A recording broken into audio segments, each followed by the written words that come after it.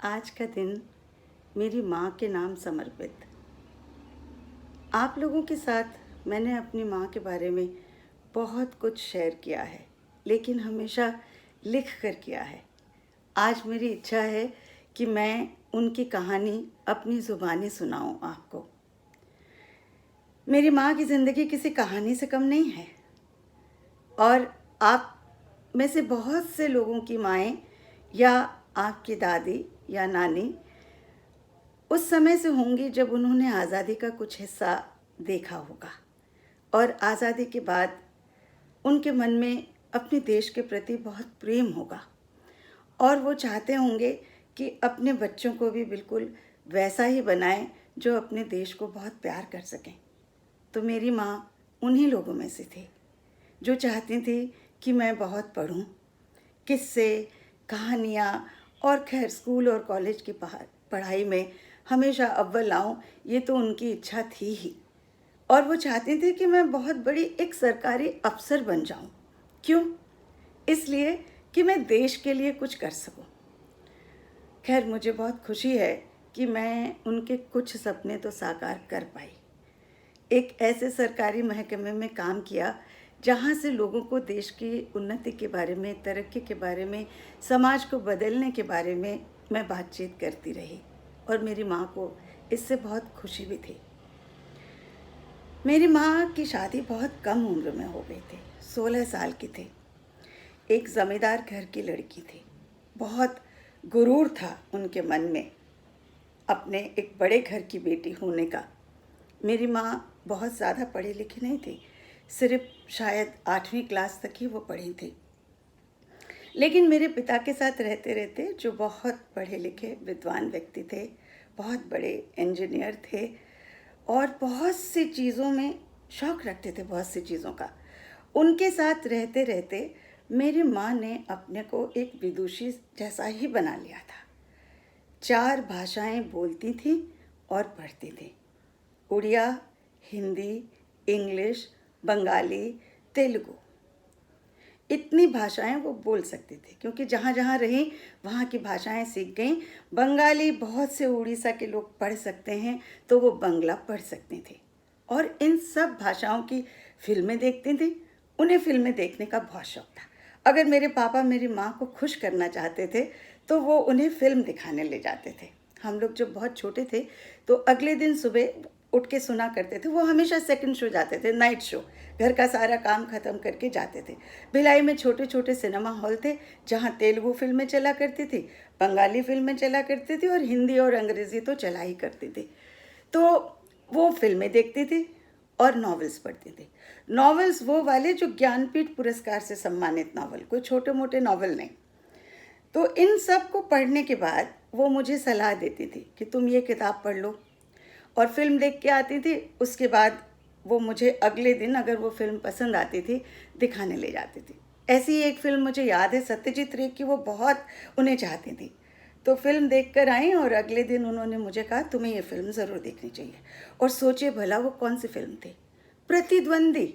इतनी कठिन फिल्म, मतलब मुझे तो उस समय, मैं 9वीं क्लास में पढ़ती थी, बहुत कठिन लगी थी। लेकिन इतने कम उम्र से मैं उनकी वजह से बहुत अच्छी और सुंदर चीज़ों से जुड़ी रही। तो ऐसी थी मेरी माँ। आज मैंने बिल्कुल अपनी माँ के जैसे कपड़े पहने। छींट का ब्लाउज़ पहनती थी और ऐसे बॉर्डर वाली प्लेन साड़ियाँ पहनती थी। मैंने तो खैर मध्य प्रदेश की कोसा पहनी है।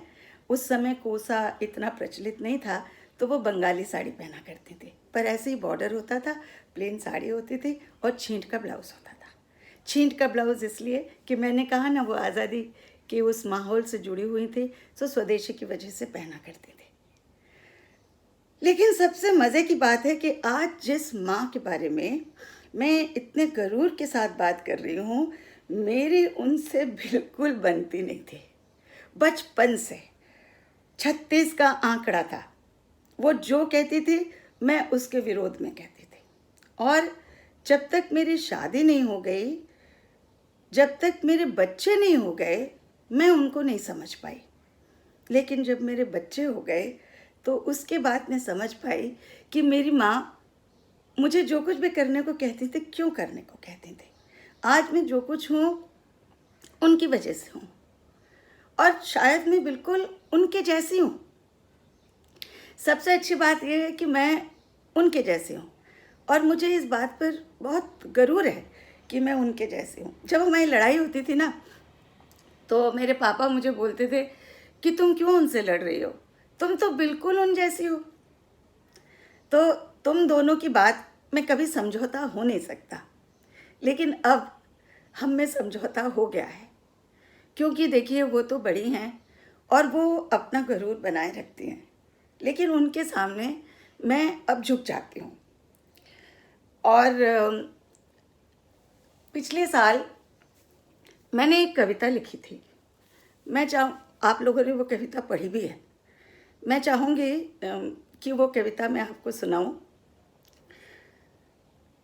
और इस बात के लिए माफ़ करें कि मैं इतनी इमोशनल हो गई। शायद मेरी माँ नहीं जानती कि मैं उनके बारे में बात करते हुए इतनी इमोशनल हो सकती हूँ। पर देखिए ना, आज सब कुछ बदल गया है। आज लोग शेयर करते हैं, ये शेयर करने का ज़माना है और हमें शेयर करना चाहिए। मैं इस वीडियो को बिल्कुल ऐसे ही डालूँगी। मैं बहुत मज़बूत हूँ, मैं किसी के सामने अपने आंसू तो निकलने ही नहीं देती हूँ, लेकिन ये इसलिए ही डालूँगी कि मुझसे जो छोटे मेरे भाई बहन हैं, उन्होंने मेरी माँ का बहुत सारा समय शायद देखा नहीं है, क्योंकि वो मुझसे छोटे थे। मैंने अपनी माँ के साथ ज़्यादा शेयर किया है, और जब मैं इस तरह से बात करती हूँ तो हर किसी को लगता है कि हाँ, हमारी माँ हमारी ज़िंदगी में इतना मायने रखती हैं।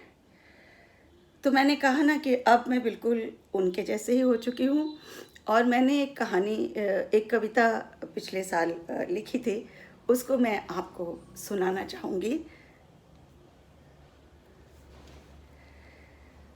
माँ, मैं तो तुम्हारी परछाई हूँ, तुम और तुम्हारा चमकता चेहरा सारी बदलियों को ढांक लेता था। तुम और तुम्हारा दमकता चेहरा सारी बदलियों को ढांक लेता था। हम तक तो सिर्फ उजाला ही पहुंचता था, लेकिन फिर भी मैं तुम्हारे साये में क्यों नहीं रहना चाहती थी। कभी नहीं रहना चाहती थी तुम्हारे साये के नीचे। मुझे अपना आसमान चाहिए था, मुझे अपने ज़मीन की चाहत थी। मैं तुमसे अलग अपने स्वयं का अस्तित्व बनाना चाहती थी। मैं बिल्कुल तुमसे अलग दिखना चाहती थी, लेकिन फिर आज ही मुझे क्या हुआ? क्यों पल भर के लिए आईने ने मुझे तुमसा बना दिया? क्यों पल भर के लिए आईने ने मुझे तुमसा बना दिया? वो मैं थी या मुझ में तुम? वो मैं थी या मुझ में तुम? लेकिन आज इतने बरसों बाद मुझे मुझ में तुम दिख जाना अच्छा लगा।